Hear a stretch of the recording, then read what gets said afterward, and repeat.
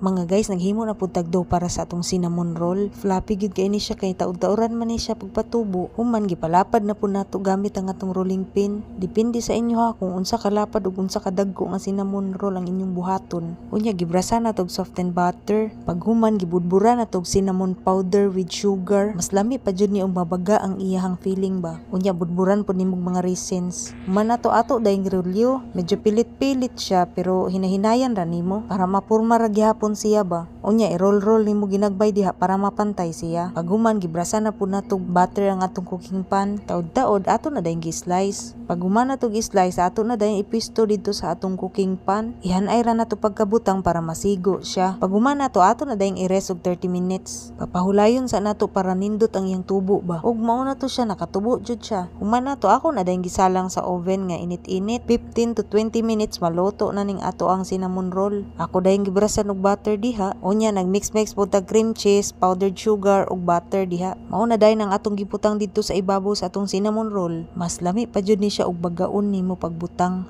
Ambot lang ug mamalit pa ka sa gawas ug makatilaw ka ani. Lami kay siya guys, pwede ra kay siya makumpara sa mga commercial na mga cinnamon roll. Wa jud ko nagmahay nga nagbake ko. Sa karon tan-aw sa mo, later na mo moingon og mea oy.